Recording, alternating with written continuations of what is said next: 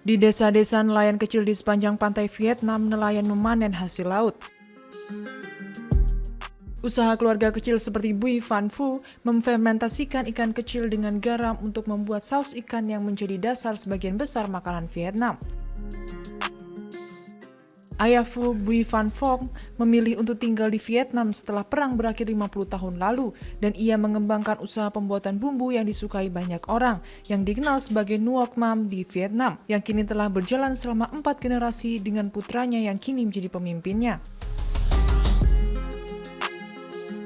Saus ikan dari desa tersebut telah diakui oleh Vietnam sebagai bagian yang tak terpisahkan dari warisan negara tersebut, dan Bui yang lebih muda sangat menyadari apa artinya itu.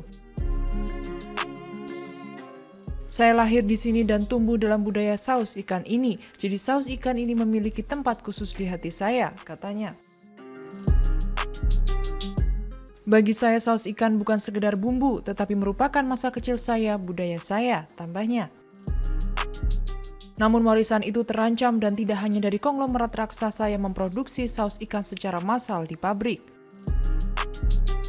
Perubahan iklim dan penangkapan ikan yang berlebihan membuat penangkapan ikan teri yang penting untuk bumbu yang menjadi dasar sebagian besar makanan Vietnam dan Asia Tenggara menjadi semakin sulit.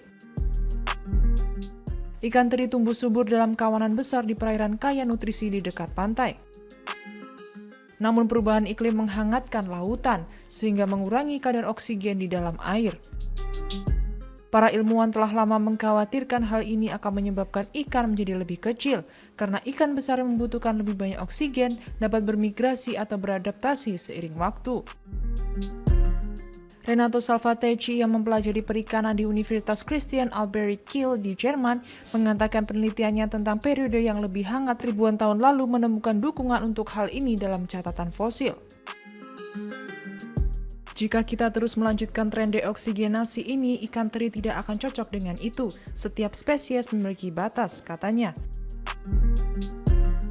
Melanggar batas itu akan menimbulkan konsekuensi global.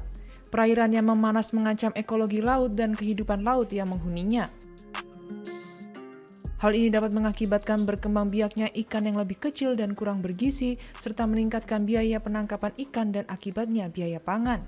Ikan teri misalnya memiliki peran yang sangat besar pada ekologi laut. Ikan teri merupakan makanan bagi ikan lain yang dimakan manusia, seperti makarel. Ikan teri juga penting untuk dijadikan tepung ikan yang digunakan untuk memberi makan ikan budidaya.